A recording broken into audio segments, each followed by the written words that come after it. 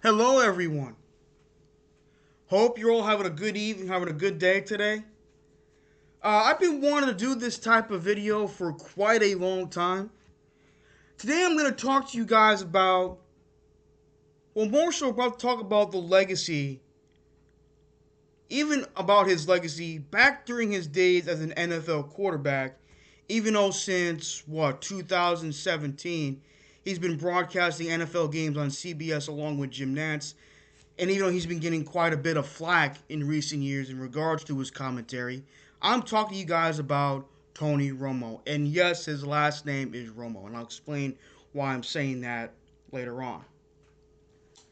Uh, I know he's been getting a lot of flack for his football career because, he didn't lead the Dallas Cowboys, quote unquote, America's team to a Super Bowl appearance, let alone to a Super Bowl championship.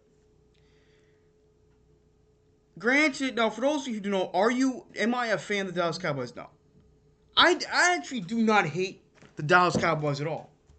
I actually, excuse my language, despise their owner, Jerry Jones, with a fiery passion. I think he's one of the biggest turds in the NFL. I think he's one of the biggest turds that has ever walked this earth. I think he's an absolute scumbag. I really, really do. I think he's really done more harm than good as the owner of the Dallas Cowboys. And the fact that this man's in the Hall of Fame is absolutely disgraceful to me. But that's a different story for another time.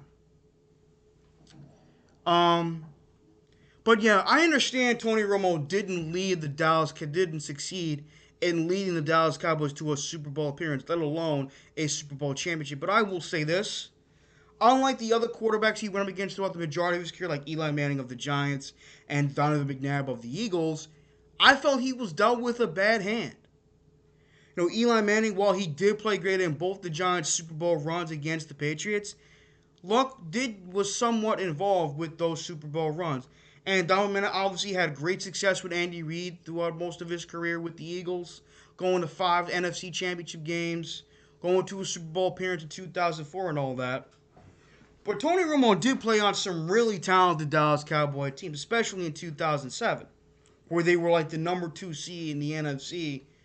Or were they? I think no, they were the number 1 seed in the NFC that year. And then they ended up losing to the Giants, who ended up going all the way to the Super Bowl that year. But going back to Tony Romo's career as an NFL quarterback, I'd say he was one of the more talented, one of the more prolific passers in the NFL during his career. As a matter of fact, I think, if my memory serves me correctly, he is the Dallas Cowboys' all-time leader in passing yards, touchdown passes, the whole 9 yards. Now, obviously, the two greatest quarterbacks to ever play for the Dallas Cowboys are Roger Staubach and Troy Aikman, both of which are in the Pro Football Hall of Fame.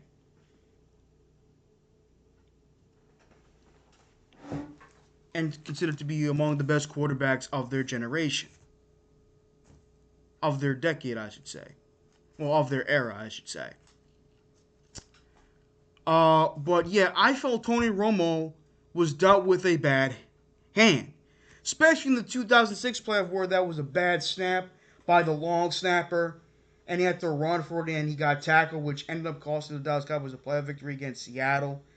That was bad. But to me, what I think really another chance for Tony Romo to make it, the closest I think Tony Romo ever got to making a Super Bowl run was in 2014, which was the year DeMarco Murray, who I'll be making a separate video on for another time, not only led the league in rushing that year, but also established the greatest rushing season in Dallas Cowboy history that year, where, on 4th and 1, rather than handing the ball off to DeMarco Murray against the Packer defense that literally for the majority of the game had no answers for, outside of Julius Peppers forcing a fumble on him, he decides to throw a bomb deep down the field, which Des Bryant catches it, and dives into the end zone for what we all thought was a touchdown. But then, of course, the referees reviewed the play, and they overturned it, saying that Des Bryant didn't completely establish control of the catch before diving into the end zone. I'm not going to lie, that was a bullshit call. I know Dallas Cowboy fuck the Cowboys, they don't deserve it. Like, I understand you hate the Cowboys, but If that happened against your team, you would be pissed about it. That was a bad call. That was a bullshit call by the refs. But I will say this: I personally would have ran the ball on 4th and 1 on that play, on that 4th and 1 down, on that 4th and 1 situation. Because DeMarco Murray was having a day against the Cowboy defense, against the Packer defense. Excuse me, my apologies. That's just me personally, but yeah, that was a bullshit call. But yeah, as I said, I think he would have been in the last 2 years. He had a really bad back injury, which caused him to miss the majority of those 2 seasons. And then after that, he announced his retirement. And of course, Dak Prescott has been the starting quarterback of the Dallas Cowboys ever since. So, you know, I mean, I thought Tony Romo was a very solid quarterback, very talented. Um, I thought he was one of the more prolific passers of his era. I thought he had a pretty. I mean, he was an undrafted free agent that was discovered by the great Bill Parcells. Has a pretty good eye for talent, I would say. And plus, look at the talent weapons he had. Terrell Owens, Keyshawn Johnson Keyshawn Johnson for a while, then Terrell Owens, Jason Witten, Des Bryant, Miles Austin, Marion Barber, Felix Jones in the backfield. Then later on, he had DeMarco Murray. Like, he had some dudes, man. He had some good ass weapons. And, there was a time where the Cowboys had a pretty solid offensive line before they became subpar. And then when they drafted Zach Martin and Tyron Smith, that's when the offensive line really became one of the league's best. But yeah, man, I mean, it's just that simple, really. Um,